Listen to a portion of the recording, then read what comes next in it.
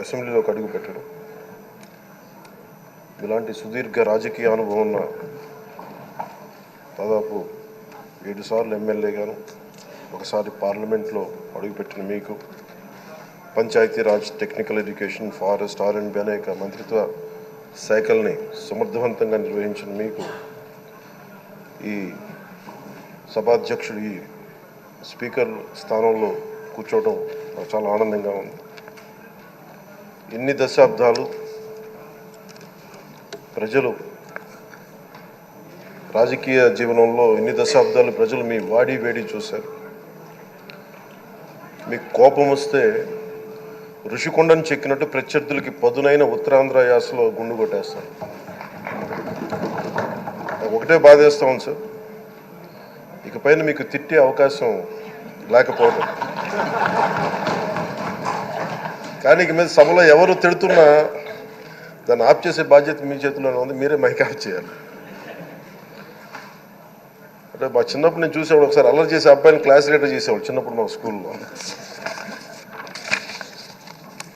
కానీ ఇన్నాళ్ళు ప్రజలు మీ వాడి వేడి పలుకులు, మీ ఘాటైన వాగ్ధాటి చూశారు. ఈ రోజు నుంచి రాష్ట్ర ప్రజలు మీ హుందాతనం చూస్తారు.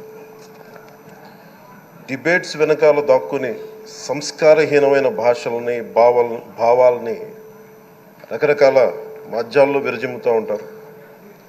దాని నియంత్రణ మీ ఆధ్వర్యంలో ఇక్కడి నుంచే మొదలవ్వాలి. ఇందాక సభానాయకులు గౌరవ ముఖ్యమంత్రి శ్రీ చంద్రబాబు నాయుడు గారు చెప్తారు, ఆడబిడ్డలు ఏ విధంగా నలిగిపోయారు ఈ రాష్ట్రంలో గత 5 సంవత్సరాల్లో. చిన్న లేదు, పెద్ద లేదు, ఎవరని లేదు.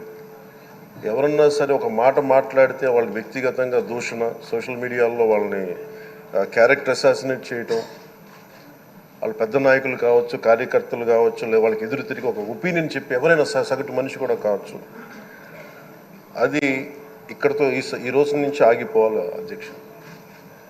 అది మీ ఆధ్వర్యంలోనే మొదలవ్వాలి. గత ప్రభుత్వం తాలూకు సభ జరిగిన విధానం చూస్తే ఈ వ్యక్తిగత దూషణ ఇవన్నీ చాలా ఇబ్బంది పెట్టే ప్రజలు. ఈ రోజున వాళ్ళకి 11 సీట్లకు పరిమితం అయ్యారు, ఈరోజు లేరు, ధైర్యం లేదు వాళ్ళకి. విజయాన్ని తీసుకోగలిగారు కానీ ఓటమిని కూడా ధైర్యంగా కూర్చుకునే వాళ్ళకి స్థాయి లేదు, వాళ్ళకి పారిపోయారు ఇక్కడి నుంచి. భావంలో ఉండే తీవ్రత భాషలో ఉండాల్సిన అవసరం లేదు. భాష మనుషుల్ని కలపడానికి కానీ విడగొట్టడానికి కాదు. భాష విద్వేషం రేపడానికి కాదు, పరిష్కరించడానికి.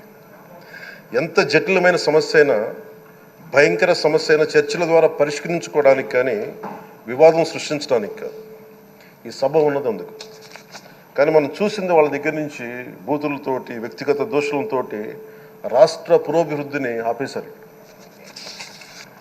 అలాంటి సభ కాకుండా ఇందాక మన పెద్దలు శ్రీ గౌరవ ముఖ్యమంత్రి చంద్రబాబు గారు చెప్పినట్టుగా ఇది భవిష్యత్తుకి ఇది ఒక ప్రమాణం అవ్వాలి. 2047 వరకు ఇంత అద్భుతమైన స్థానంలో మనకి ఆంధ్రప్రదేశ్ తెలుగు జాతి ఉన్నత స్థాయికి వెళ్ళాలంటే ఈరోజు మనం వేసే ప్రతి అడుగు అది భవిష్యత్ తరాలకు ఒక నిర్దేశక ఒక టచ్ స్టోన్గా ఉండిపోవాలి, ఒక గిట్ రాయిగా ఉండిపోవాలి.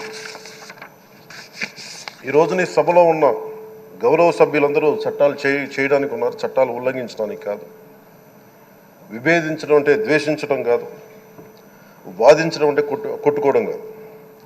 ఇవన్నీ విభేదించడం, వాదించడం ఇవన్నీ ప్రజాస్వామ్యానికి చాలా మౌలికమైన పునాదులు.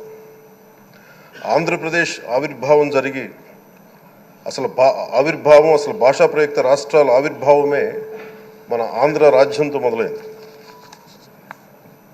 అమరజీవి పొట్టి శ్రీరాములు గారి బలిదానం మీద మన రాష్ట్రం పుట్టింది.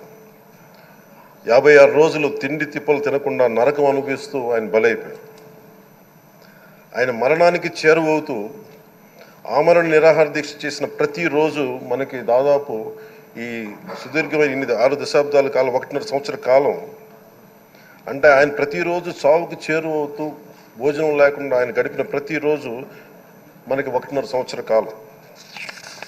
అలాంటి నేపథ్యంలో అలాంటి మహోన్నతుడు శ్రీ పొట్టి శ్రీరాములు గారి త్యాగాన్ని కనుక మనం ఈ సభలో ప్రజా సంక్షేమం కోసం, మాత్రమే చర్చలు జరగాలి, వాదోపవాదాలు హద్దులు దాటకుండా ఉండాలి, వ్యక్తిగత దూషణకి తావివ్వకుండా ఉండాలి.